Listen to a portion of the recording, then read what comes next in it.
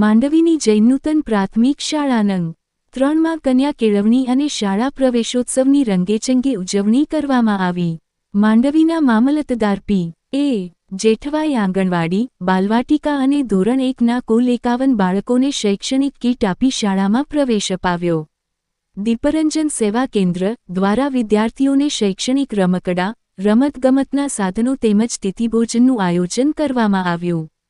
કાર્યક્રમમાં વિદ્યાર્થીઓની સાંસ્કૃતિક રજૂઆતો સાથે મહાનુભાવોના સન્માન પણ કરવામાં આવ્યા। અને મારી વાત કરો તો મારા મિસિસ પણ આ સ્કૂલમાં સર્વિસ કરી ગયા। 17 વર્ષ સુધી મેકડા સર્વિસમાં ફરજ બજાવી।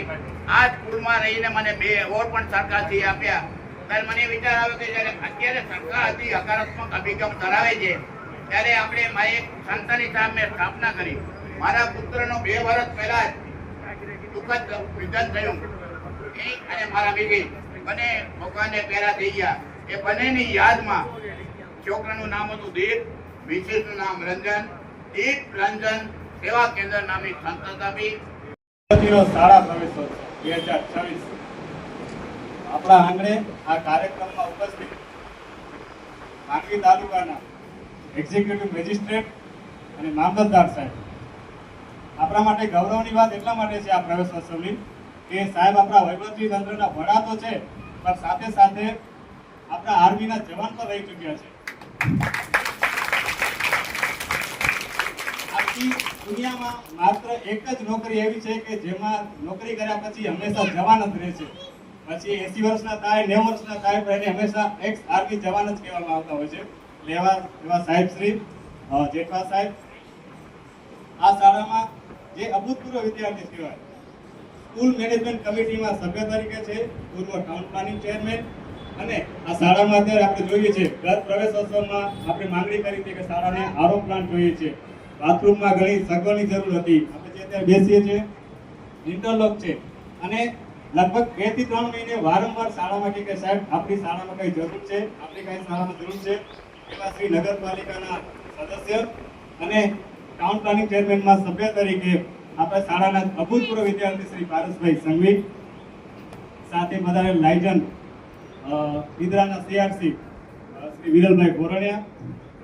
હું નામ પાછળ એટલે જ લીધું છે કે એમને રાષ્ટ્રપતિના હસ્તે એવોર્ડ મળેલ છે, રાજ્યપાલ કે મુખ્યમંત્રીના હસ્તે રાજ્ય કક્ષાનો શ્રેષ્ઠ શિક્ષક એવોર્ડ મળેલ છે। આખા ભારતમાં માત્ર દર વર્ષે 2 જ વ્યક્તિને સમાજ રત્ન, જૈન સમાજ રત્ન એવોર્ડ મળતો હોય છે। તો એવા શ્રી દિનેશ સાહેબ, શાળામાં એવું કહેવાય છે ભારતીબેન, જનરલી ભગવદ ગીતામાં જ્યારે અર્જુન વારંવાર સવાલ કરે છે ને કે કઈ રીતે થશે, કેમ થશે, શું કરીશ, તો ભગવાન કૃષ્ણ કહે છે કે હું કહું છું ને એટલું કરતા જાઓ, બાકી બધું મારા પર છોડી દો। તો મારા માટે અત્યારે ભગવદ ગીતાના શ્રી કૃષ્ણ છે કે જ્યારે કાંઈ પ્રશ્ન થાય તો એમને પૂછ્યું કે સાહેબ કઈ રીતે કરવું છે। અને શાળાના એસએમસી મેનેજમેન્ટ કમિટીમાં શિક્ષણવિદ પણ છે અને અમે એમને નિવૃત્ત પર કાર્યરત નથી।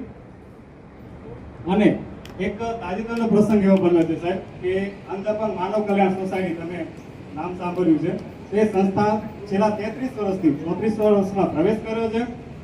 તો એ જ્યારે સંસ્થા સ્થાપી તો એના પાયાના પથ્થર શિક્ષકો હતા, પ્રાથમિક શાળાના શિક્ષક।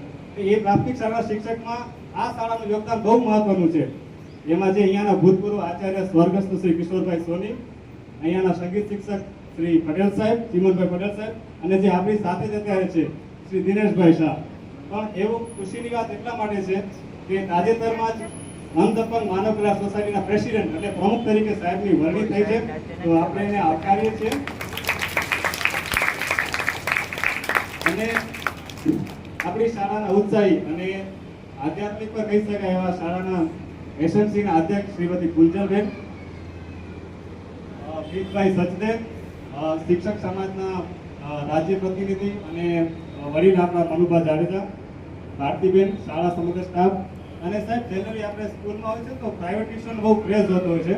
તો અત્યારે જે સંચાલન બેન સંભાળે છે તો છેલ્લા 5 વર્ષથી મને ખ્યાલ છે ત્યાં સુધી બાળકોની જે સીઈટીની, એનએમએમએસની કે જ્ઞાન સાધન પરીક્ષા આવે તો પોતાના ઘરે ફ્રીમાં ટ્યુશન કરાવે છે અને બાળકોને મેરિટમાં લઈ આવે છે। વાલીગણ અને મારા વાલા બાળકો, આપ સૌનું હૃદયપૂર્વક હાર્દિક સ્વાગત કરું છું। વસ્તુ, જય હિન્દ, જય ભારત।